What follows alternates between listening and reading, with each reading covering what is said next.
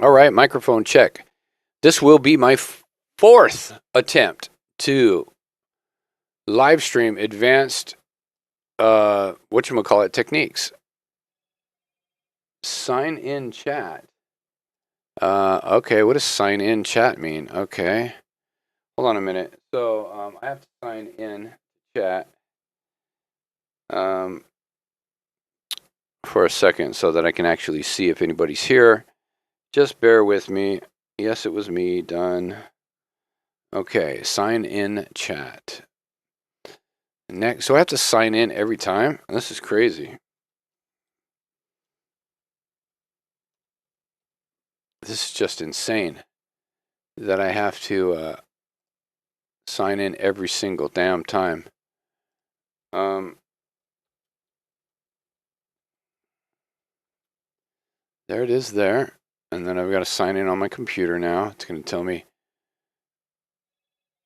Oh, God, here we go. Yes, it was me. Yes, it was me. There we go. All right, cool. So it's going to tell me to sign in from my computer. Oh, my gosh, you got to be kidding. Continue. You're all set. Continue. Okay. Fucking A, man. I just got 3 advanced notifications. Yes, it was me. It was me. All right, cool. So now I could actually see my chat. So this is going to be the 4th time I attempted to make this video. And, oh my gosh. Because of it, I'm just going to use... All right, so let's create something. Let's make a simple base. I'm going to open up Vital. I'm going to grab a simple patch. We're going to go find some kind of patch. What did I make? I made... I think it's Blarfs 2. BLA.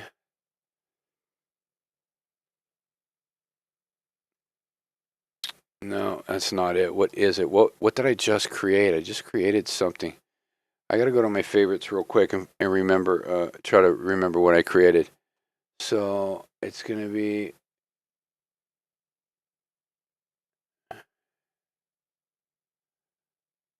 What was it?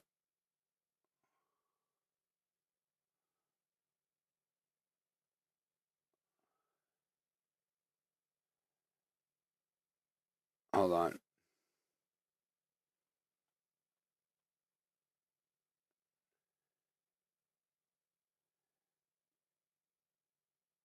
Was it this one? Damn it. I can't remember. I just made a new Reese. Not a Reese, but some kind of a base. And I think it was Blarfs 2. Maybe.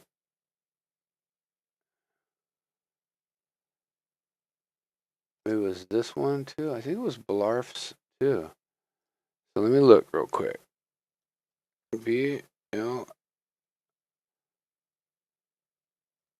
And we're going to go all. Blarfs 2. There we go. So I just made Blarfs 2. So let's use Blarfs 2. And let's see here.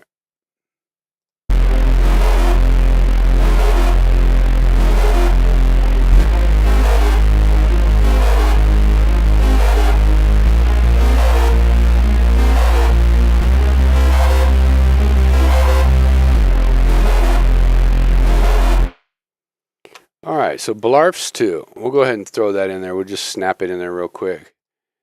Let's see. We'll raise this up so I can hear it, and then we'll just snap that in there real quick.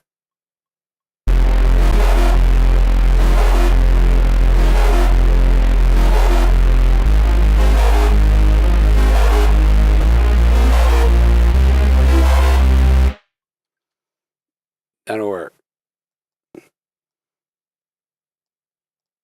That'll work.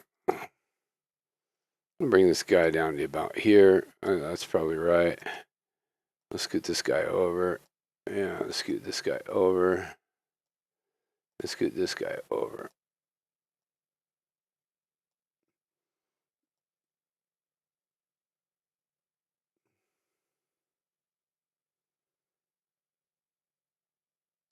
This is probably right.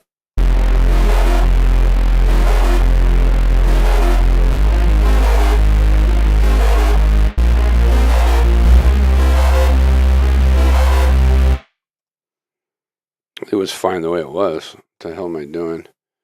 All right, so there's that. So advanced sidechain techniques. Let's go ahead and look here. Let's look at. Let me just freeze and flatten this. So mic check, mic check, mic check. All right, so let's do it. I'll freeze. I'll flatten this, and then I'll get my glasses. Let's maybe consolidate everything. Give me a minute. I'll bring this up to 0. So we've got this crazy loud Reese-ish type thing.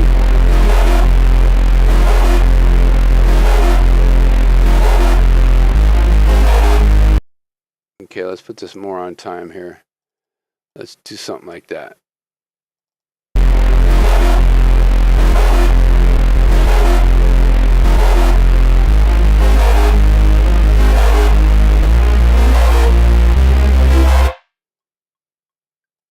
I'm gonna do the same here.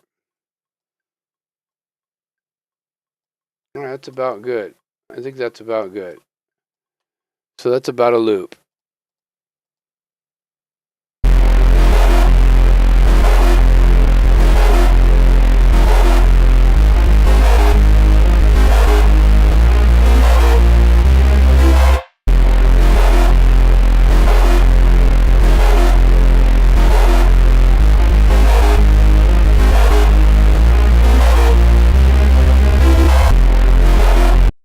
That sounds about good to me. All right, so we come over here to the mixing session, and there goes my phone blowing up like crazy. Okay, so the mixing view. Let me grab my glasses. Hold on for just a second. So, like I said, this is the 4th attempt. Hopefully, this gets streamed. Like, I don't even get it. Hold on, I'll be right back.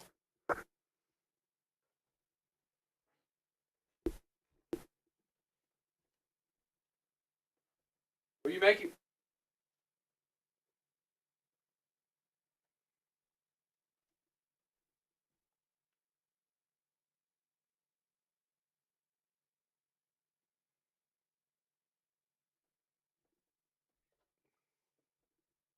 All right.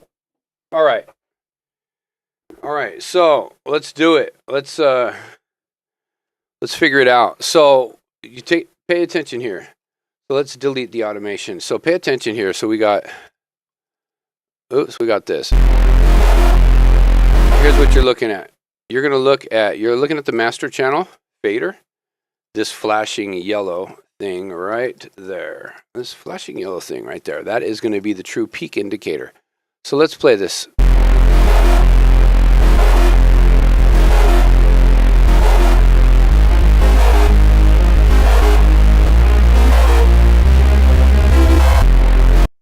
Okay, so that's cool. And I could have put it together better, but I didn't. So whatever, it's not a big deal. It's for the sake of the live stream. So we've got minus 8.42. So let's say we get some drums, and let's just, for the sake of simplicity, just have them be easy drummer drums. Just something real simple. Let's say, okay, I've got to save this as default. Hold on. Let's say for the sake of live stream simplicity, we just use easy drummer.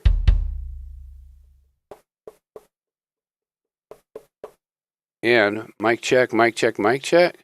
And there it goes again.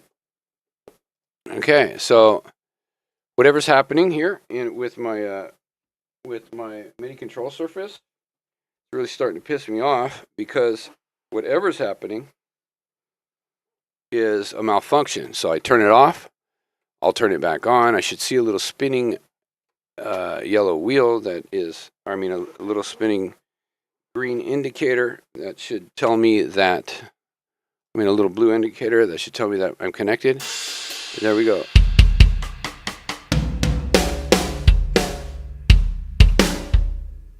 All right, so let's make a little beat.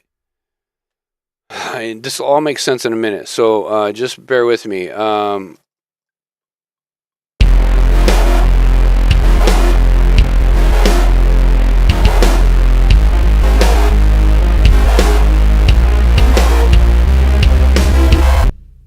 Okay, so that'll be the beat.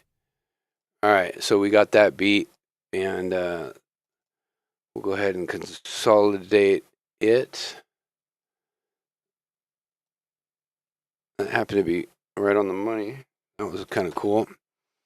And I'll go ahead and Control U, which will just synchronize everything, and then I'll actually Control Z, because I want that first beat to be in there.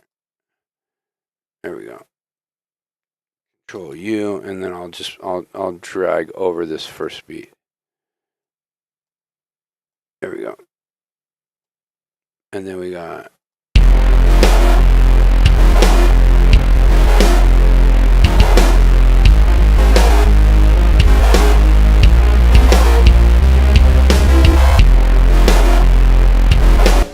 okay, so remember what we were before. Let's go ahead and turn off the drums, and we're just going to listen to the bass.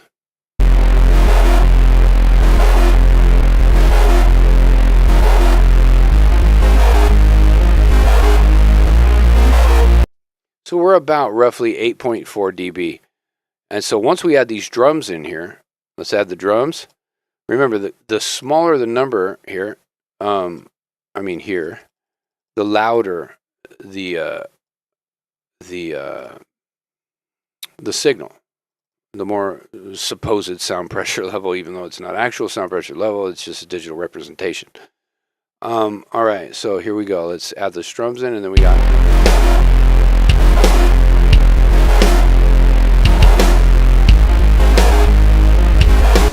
So let's say that minus 8 point something dB was our limit, and we can simulate that by putting a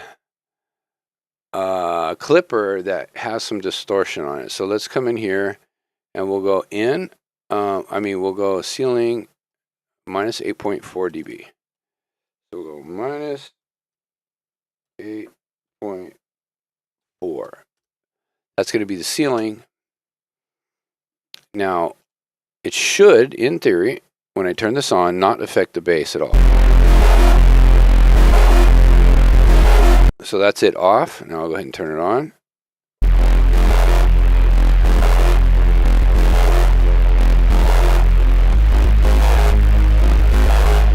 Okay, so I did that wrong. Let's see here. We're going to put this back to 0. Okay, so that's completely wrong. So here we go. Let's try this one more time. Because the bass is at 0 already. Okay, so we don't want to bring the ceiling down. So the bass is at 0. So now let's put a clipper on the bass too, just for the hell of it. So we're going to put a clipper on here, and boom, we're going to leave everything alone. And in theory, that should sound the same. Let's hear it. Okay, now I turn on the clipper. Pretty much sounds the same. All right, so now let's add the drums and listen to what happens to the signal.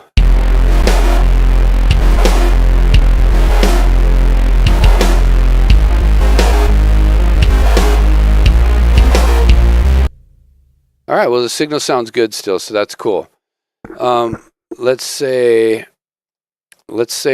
now tune these drums. Right, here's what I mean. I'm going to tune these drums. I'm going to grab something called red bass.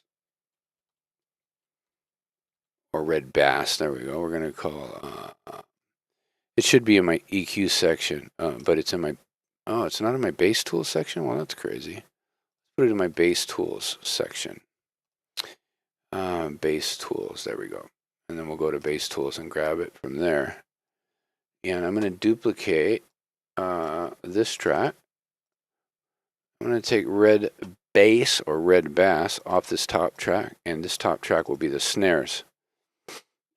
And what I'm going to do is I'm going to locate the main fundamental frequencies of this upper bass, and I'm thinking they're going to be residing right around 40. Let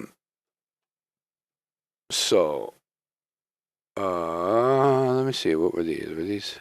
Yeah, that's snare, and then these will be kicks. Oops, I did it backwards here. All right, so now let's isolate the bass. Let's solo this out. Take a look on span. Let's see what span has to say. Span has to tell me. What does it have to tell me? Oh, look at that. Okay, so we're right around 40. Then we're probably going to go up to about maybe 100 at the most.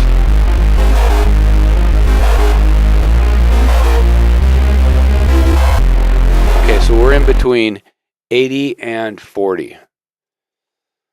So 80, 40, 50, 60, 70, 80. So let's make this drum ugly. Let's add some 60 to it. Let's add some 60 hertz. We're going to do all the way wet. Let's do, maybe let's add some 40, I don't know, 44. Let's add 44. Okay. So let's listen to the kick and the snare together, and I'll slowly introduce the low frequency.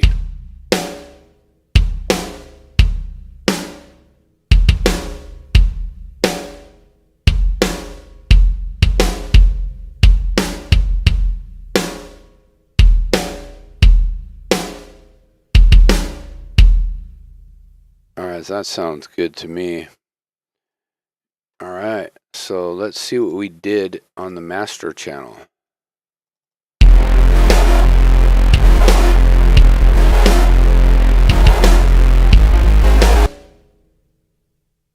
Oops, I forgot to take the limiter off, or the clipper. All right, so let's take a look at the master channel. Let's do okay, so we should be around minus, what was it, 4 or 5 or something like that? Let's see what it is.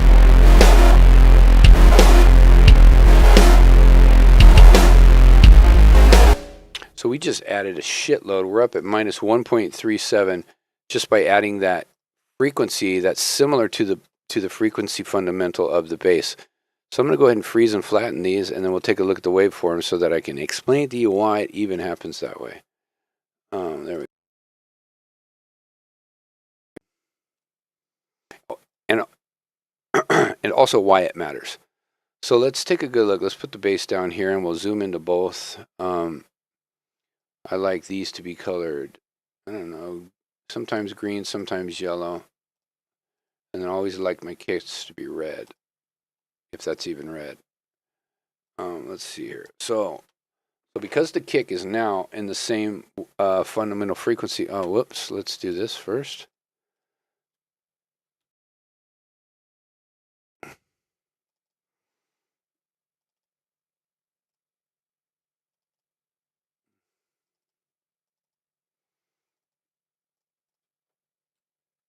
I'm going to group, and I'm going to call these drums, just to keep it simple. All right, so because the kick is in the same fundamental frequency as the bass, look at this, right? So sound waves are comprised of a zero line, which is the zero crossing where no sound interferes with other sounds, right? So here, let me show you what I mean. Let me grab these two guys, and then let me zoom in like that, and then zoom in like that. Okay, so zero crossing. So at zero crossing, here, if I add a sound from like a snare or something like that, let's say I add a snare at zero crossing, which that's pretty close. Say the attack of the snare happens here. There's not going to be much interference, but then this will cause interference. Anyways, back to the point. The point is this. There's constructive interference that's happening right now. So wave files they consist of troughs, peaks, and that's what we hear. We hear the oscillation, and we say, oh, that's this frequency, that frequency, that frequency, that frequency. The faster they oscillate, the higher the pitch. So we've got a rise and a rise, a trough and a trough, a rise and a rise, a trough and a trough. And so this does constructive interference. So this adds to the frequency. Now, if I just simply flip the phase, let's hear it first together, and I'll raise the drums accordingly.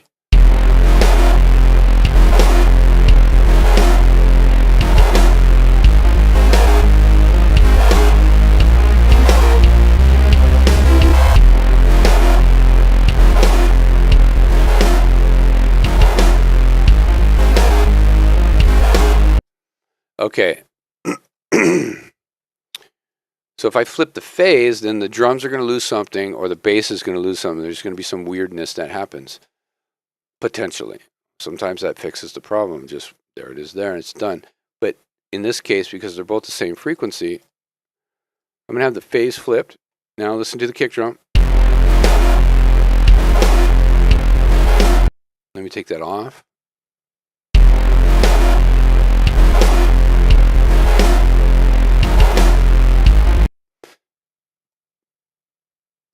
That's a poor example. Let's use a better example here. The best example is here. I'm going to grab a clipper, put the clipper here. Let's put another clipper here. So everything has clippers on it. Actually, it doesn't need to be here and here. It can be on the drum bus. So we have the drums clipping out at 0. The bass is -1. So let's listen to the bass again and look at the master channel fader. The bright green is the RMS. The dark green is the true peak. So let's listen to the bass.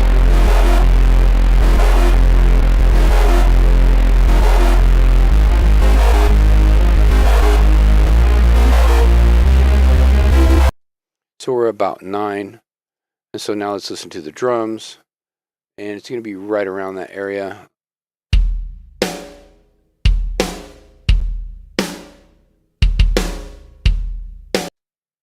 So 9 and 9 is 18. So this is about, so we're at minus what? 9. So when we add an equal chain, like an equal audio lane to a signal, you're going to add at least 3 dB. And so because the kick and the bass are in the same fundamental note frequency, we're going to add what? 3 to 9, which is 8, 7, 6 at least. But we might add 6 to it. It might be we might be up at minus 3.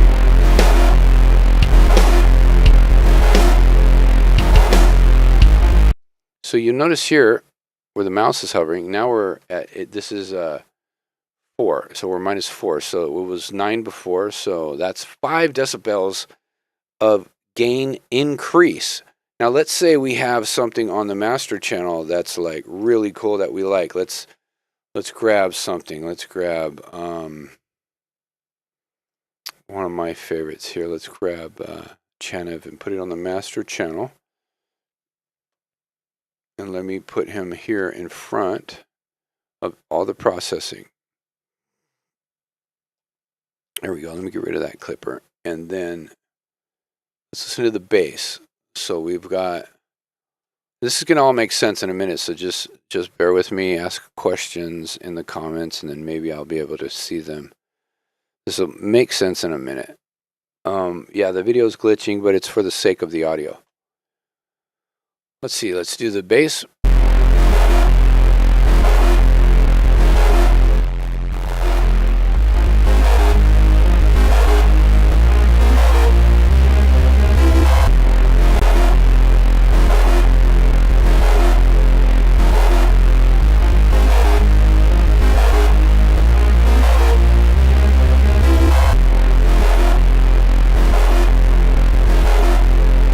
Okay, there we go. So now we're going to add these drums back in.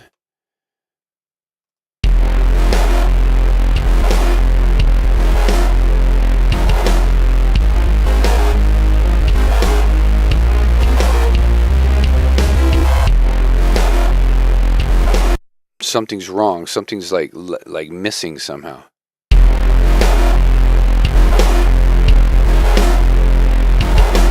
What is it?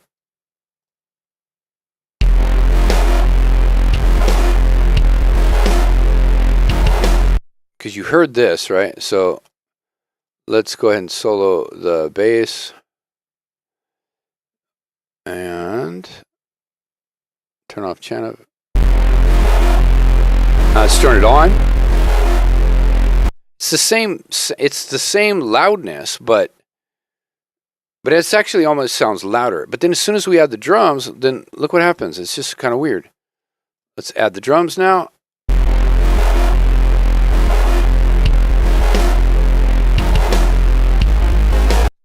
What happened? Right? It's weird. Like, what's going on here? Like, what's actually happening? why, when we add the drums to the mastering channel, do we lose this?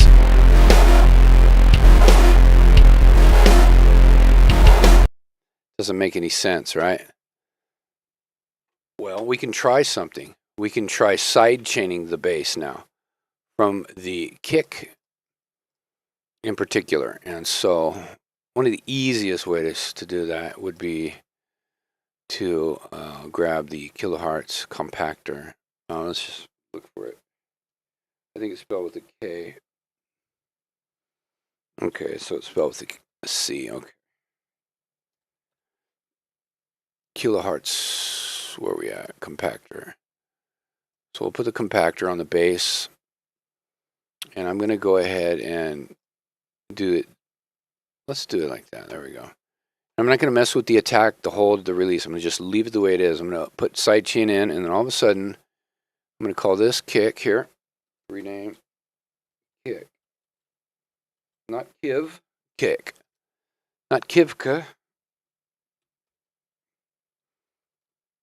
We're going to just call it kick. There we go.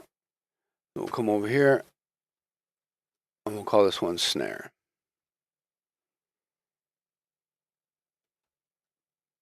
We'll call this one S-N-A-R-E. There we go, snare. So now I'm going to go to the bass, and I'm going to go input, kick. So we're going to look here. Look here, remember? Before drums, look, we've got for the bass, let's turn off this kilohertz compactor for the bass. We're looking at this yellow oval here.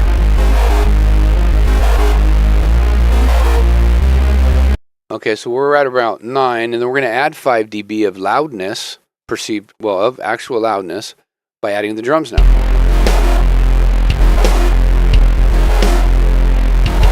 So now we're up at around 4. So now let's turn on this compactor and ignore this for now. Just ignore this master channel. Let's get the sound to sound good.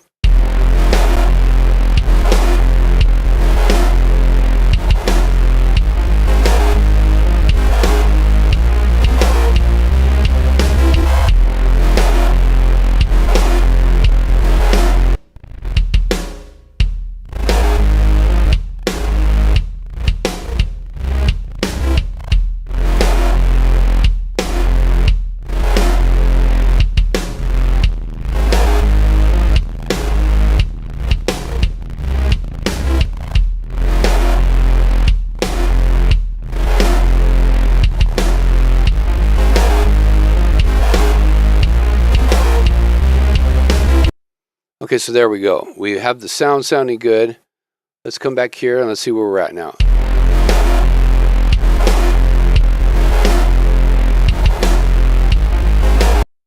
Hold on a second. Hold on a second. Something's going on. I think the neighbors have their heat on 100 fucking degrees.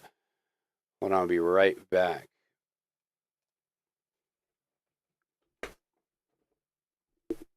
Why is it so hot in here, dude? What's going on?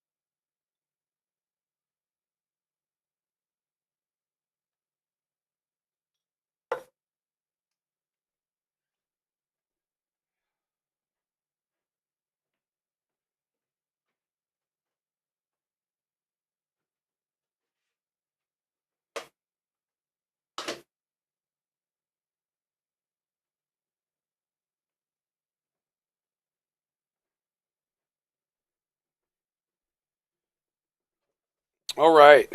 I don't have any clue why the neighbors want to have their heat up at fucking 75 degrees when it's like 50 outside already and super humid. Anyhow, where was I? So, we're coming in here. We got the drums. Boom, we got the bass. We got the kilohertz compactor. Got to put it before the clipper. So let's see. Let's see what we got with the compactor on now.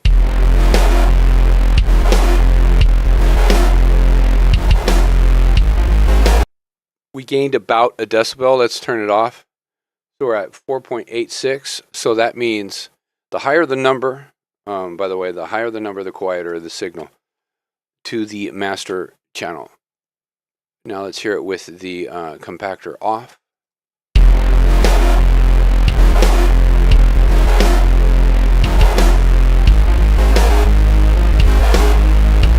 So we gained a little bit, a little tiny bit. Let's see if we can gain some more. But more importantly, let's take a listen on the master channel. Let's see if the drums remain now when I turn on the master channel processing rack.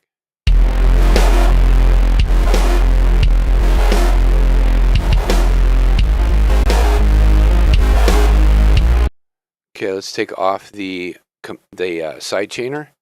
And let's go back to the master rack. Let's just go ahead and pull this guy up so I can see him. See if there's a bypass. Is there a bypass on here? There's no bypass. So that sucks. Okay. So here's without the sidechain compression on the bass with the master processing.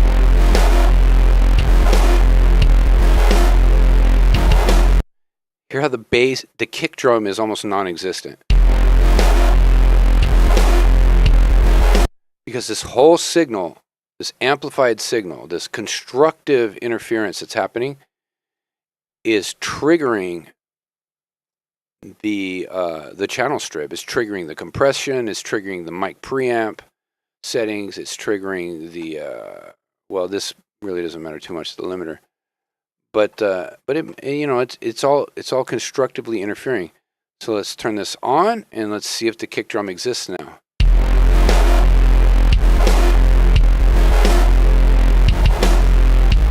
It exists a little bit more. Let's try it again with it off.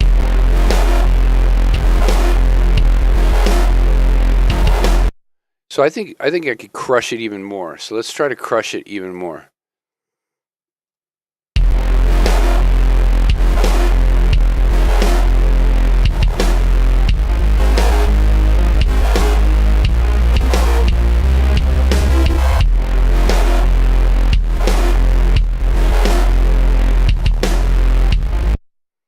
Okay, let's fix this release time. There we go.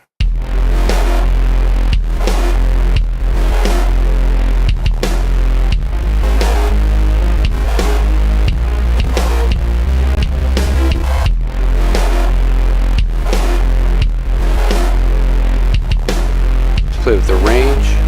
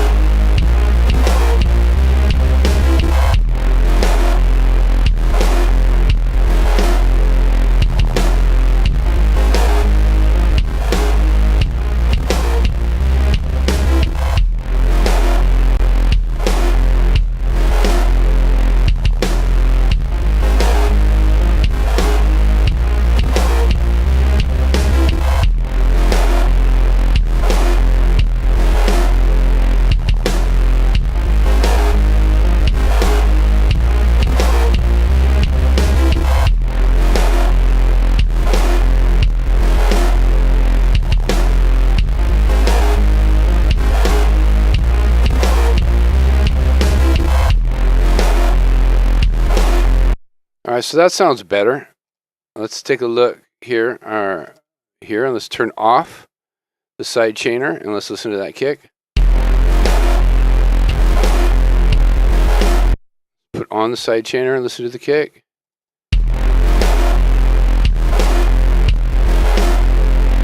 And that's a flabby kick. I don't know how to describe it. So I'm going to take the same settings. I'm going to put it on the snare now. I'm going to take the same compactor. I'm going to go ahead and duplicate it, and then I'm going to sidechain in from snare. And I'm going to sneak the mix in, if that makes sense. I'm going to have this channel on, the channel strip on, and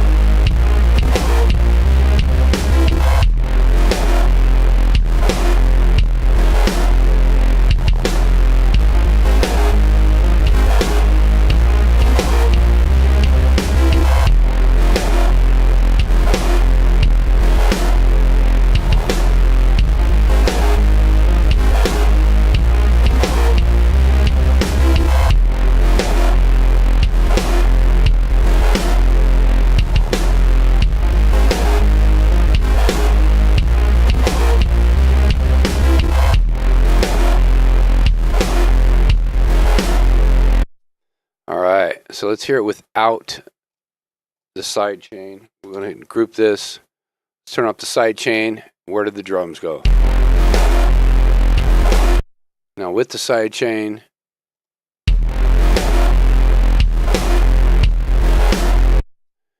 the reason for that is we're making everything quieter, right? If that makes sense. We're making everything that goes to, let's put this behind the clipper.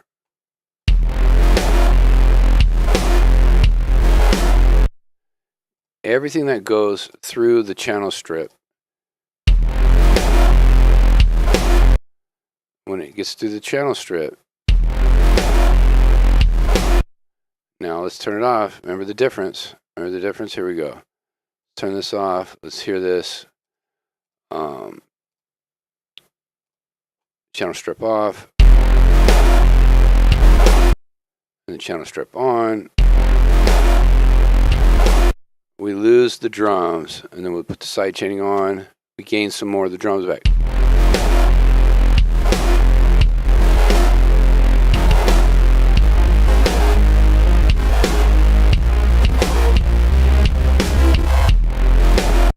Now you're about to see where it really matters now. So here in the clipper, we have the output gain that we can raise. And so let's go ahead and let's turn these off. And in the clipper, I'm going to raise the drums on the drum track. So here's the drums, here's the bass. And I have the channel strip on.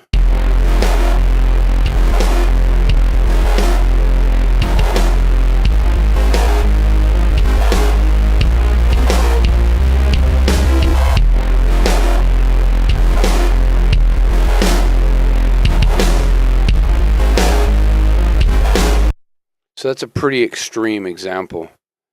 So let's go ahead and keep it that way with the side chaining on though.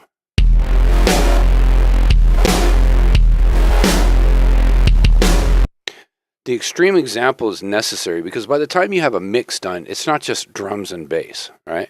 And even in this case, it sounds good.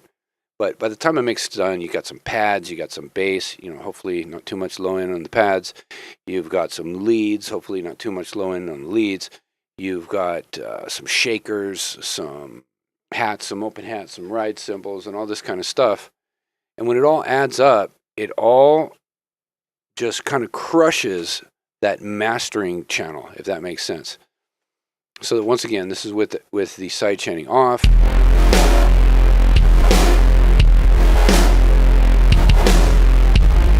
And here's with the side chaining on.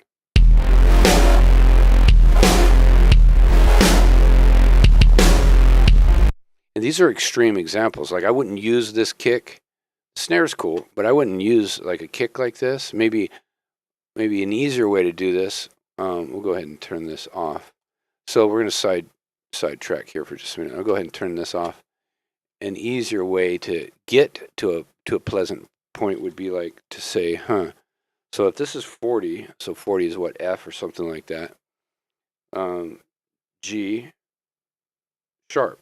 So we would go 1, 2, 3 steps. 1, 2, 3 steps. And I down here, look, down here, that was the drum. I go 1, 2, 3. So I go F sharp, G, G sharp. So I maybe retune the drums.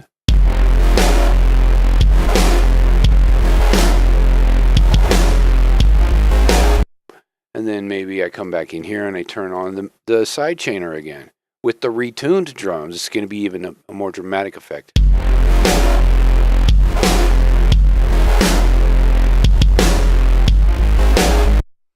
You know, and you could just keep on doing that. You could just come on in here and just tune them until they're good.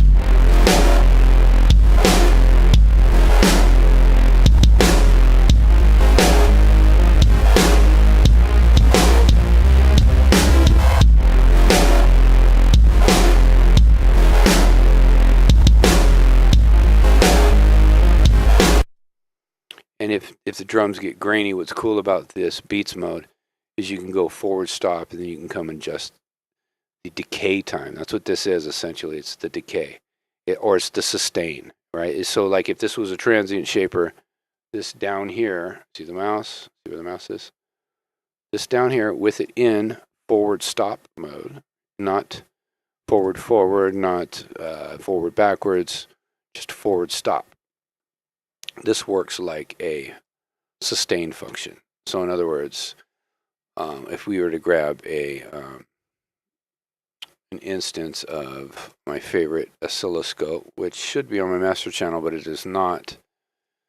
If you're to grab an instance of Syscope and put it on this master channel, we'll just solo out these drums here. And we'll do 1, 2, 3, 4. We'll do 4 bars. There we go. And then we'll make this a lot larger here. And we'll take a look at the drum. So I tuned the drum. So it has a tendency to get grainy in beats mode when you pitch it up or pitch it down. And so, but with this section selected down here to forward stop, transients, right? But I mean, I could technically use eighth notes because the shortest 2 hits is an eighth note. So I could use transients or eighth notes, and that's just a matter of using your ear and seeing which one works better. So you lower the decay, and so we could see this in action right here by looking at Syscope. Watch.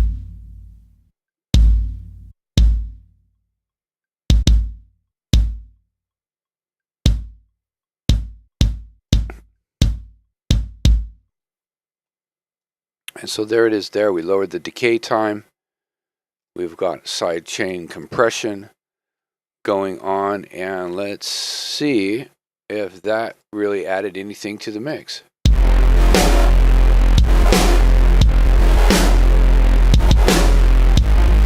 Here's one thing it definitely added. Let's solo this out and we'll tab over. This is kind of cool. This is like sort of like not on topic, but sort of on topic. So let's go over here. We'll go to the kick sample itself. And we'll put it back to the way it was, 100% decay. And we'll come over here and we'll look at the RMS and the peak value.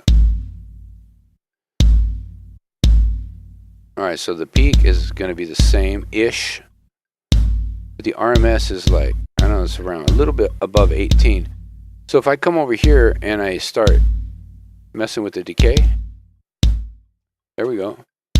So I've just decreased drastically the RMS. The RMS to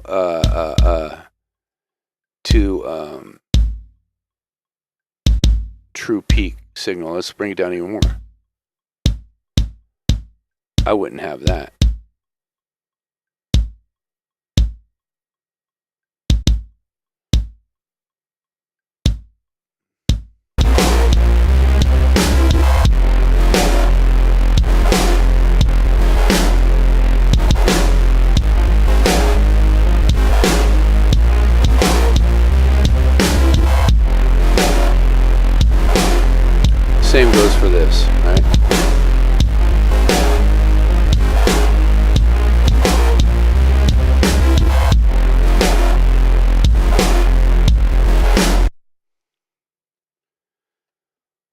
Well, that should summarize what I was trying to do here. You know, you can use the same thing. You can do the same thing. Like, say for example, I insert a MIDI track. I come in here and I make sure to take off any audio processing effects on it, and I drag the kick down into the MIDI track. Oops. Let's not have that happen. I forgot to press Control Shift. There we go. MIDI track. I get rid of this, and then I drag the kicks down. Oh my gosh. All right, so this MIDI track needs to have a trigger on it. Let's do delete. One more time. Control Shift track. We'll do this, cut, and then I'll grab a sound and I'll do side. S-I-D-E, side from drums, and oops, wrong side stick. There we go. I put a side stick down here, whatever, for whatever it's worth. I don't know why it's taking 100 days to load up. Then I would grab my track down here, and then I would yes to drums. So this is going to create me a MIDI trigger that should line up. The top ones will be irrelevant, but the bottom ones should line up. I don't know why Live does this. I have no idea, but these bottom ones should be, and let's see, eighth notes. And we'll go like Control U. These should line up, and they do. They line up. Okay, let's hear it though, real quick.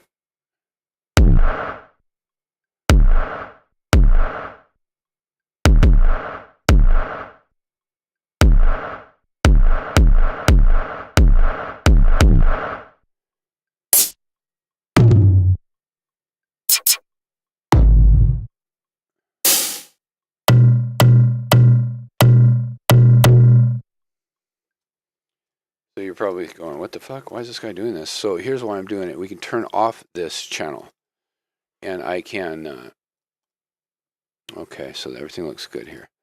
I can MIDI side chain to Shaper Box or something like that, right? So we can grab Shaper Box, Shaper Box 2. We can put it on here and turn off the side chainer, and then we'll do volume, and then we'll do MIDI trigger in, MIDI trigger on, and then I'll come over here. Instead of drums, we'll go to MIDI trigger in from input from wrong side snare. Okay.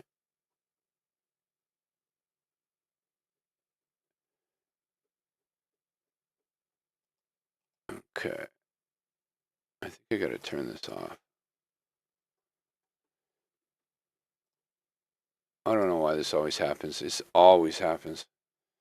Bring this down here. There we go. We go to bass. Track in. We're going to go to Shaper Box.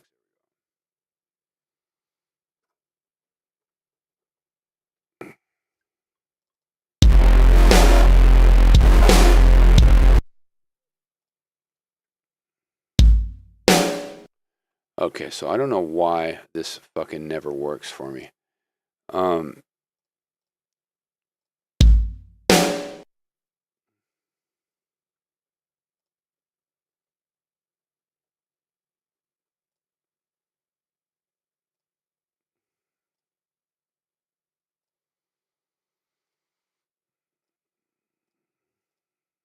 going to go post effects, pre-effects. There we go.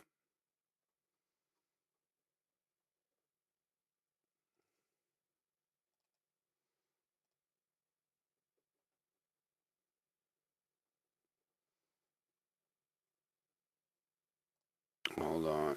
Bass, Shaper Box. There we go, MIDI trigger. So now, this down here, this should trigger Shaper Box now. We're gonna.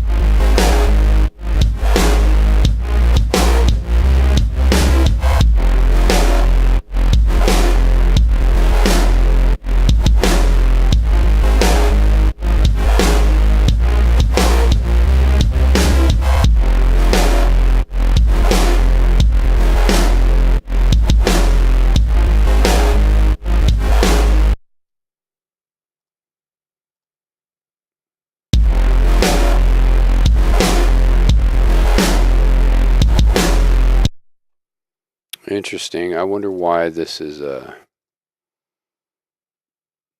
double tracking here. There's something going on here. There's something wrong.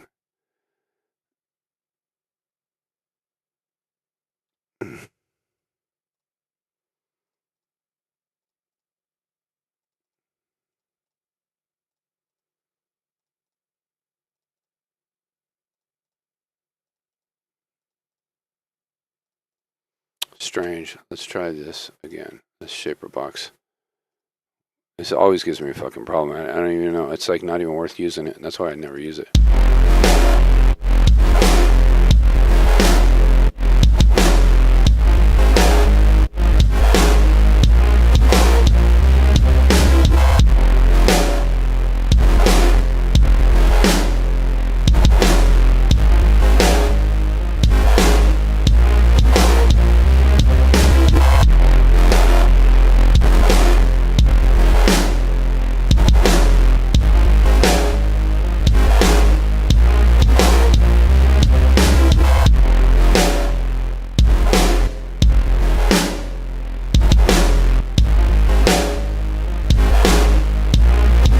Listen to that.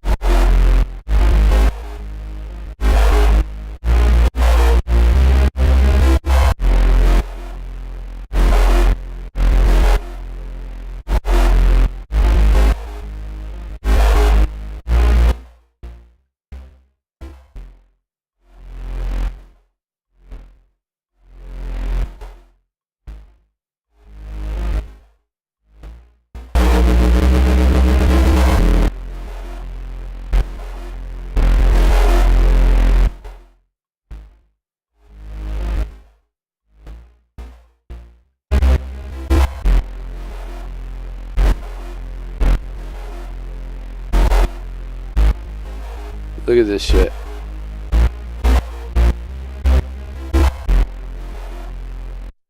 It's fucking working backwards. See, that's some crazy ass shit. I don't even, just like, once again, this is why I don't use ShaperBox. I don't give a fuck how many people swear by it.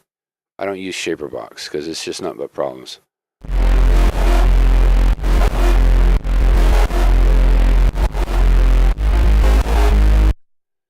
Nothing but problems. So I could do this too, right? I can do, or we could, if anybody's here, we can grab a compressor, just a regular compressor, just fucking compressor. Where's a compressor? Audio effects compressor. There we go. Let's put it on compressors, right? In my compressors thing. So we go over here to compressors folder, and then look, compressor. There we go, compressor. Da da da da. We could turn this off. We could duplicate this. We turn this one off, and we can say, I want to hear 50 hertz. Right? We can go like that. We can type in 50 hertz. So I want to hear 50 hertz from the drum, side chain from the kick. So I'm going to listen to this.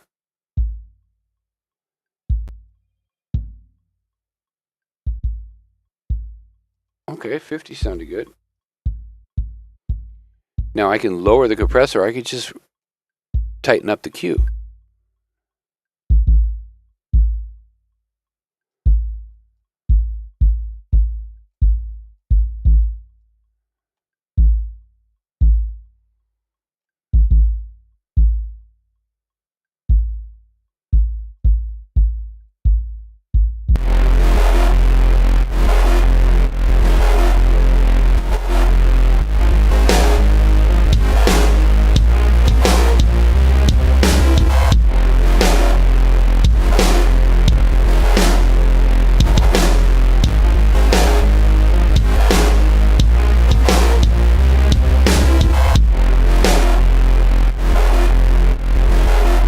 So I can do the same thing here. I can put it on this. I can do sidechain in from snare. and then I don't know, 200 hertz. So there it is. There, I can do that. And then we'll do low pass, right, for the kick. But so I could listen to the snare.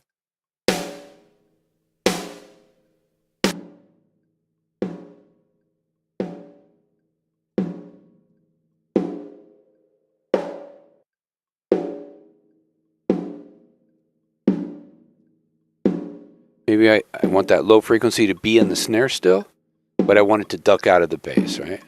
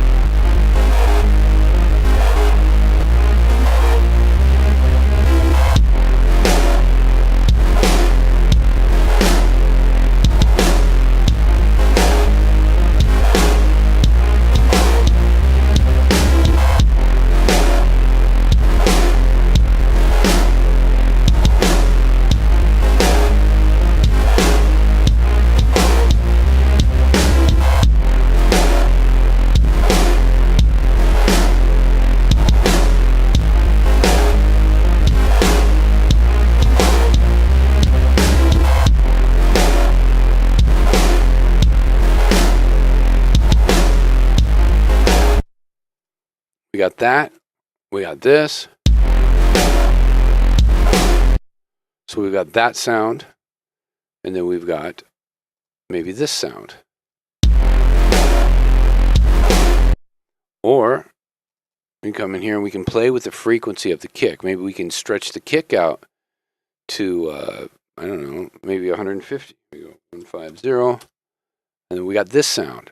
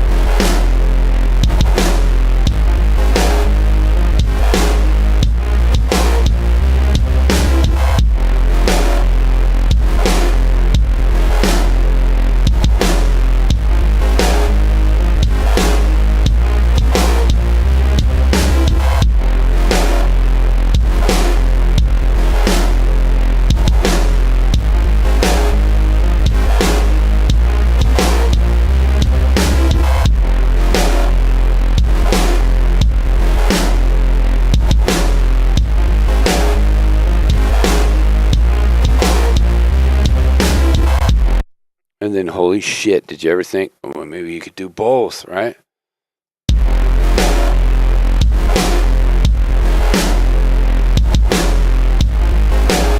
It's crazy, right, what you can do.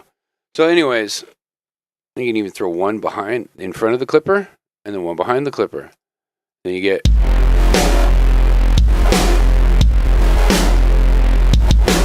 Feel that rhythm, right? So we didn't have a rhythm here. It was just kind of like...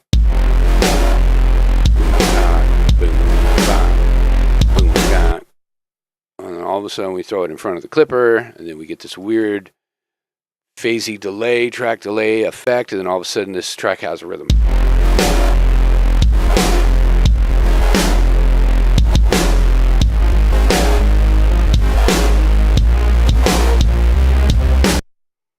Maybe we could throw this one in front of the clipper, and then this one behind the clipper.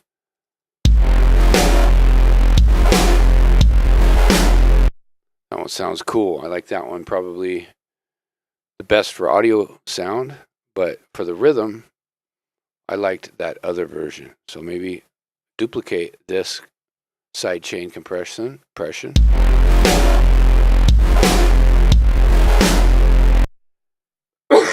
Sky's the limit. And there you go.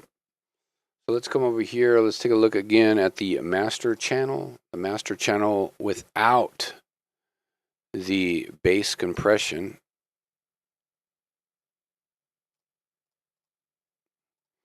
And we've got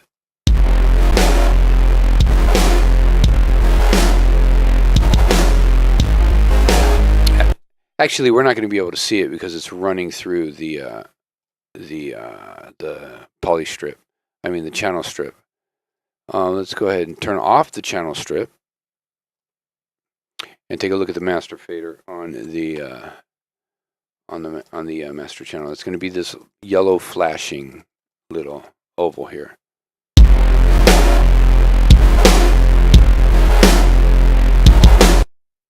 That's fucking cranking. It's up at +2 dB. So now we'll put on the sidechain stuff and see what we get.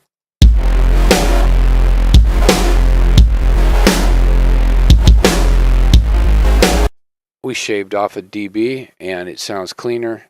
We could probably even raise that bass if, you know, you probably raise that bass.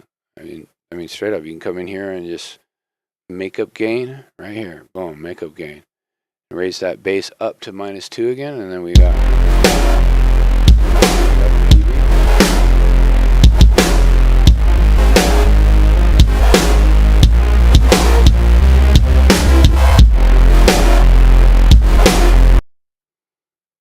And look at that, we're still at minus. So who knows? This is up 3 dB. I'm going to lower this down on my side so I don't blow up my monitors. And we'll raise this up by 3 dB. Why not? Let's see what happens.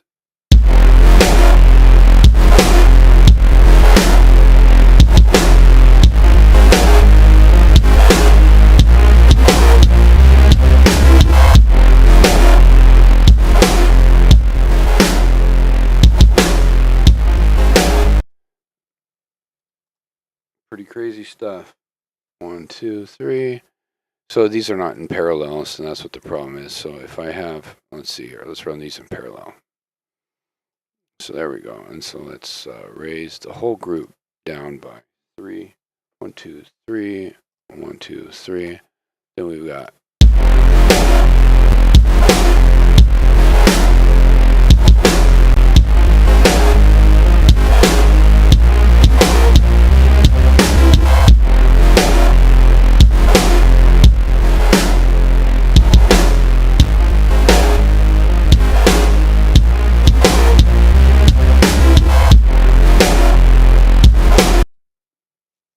Anyways, you get the point. There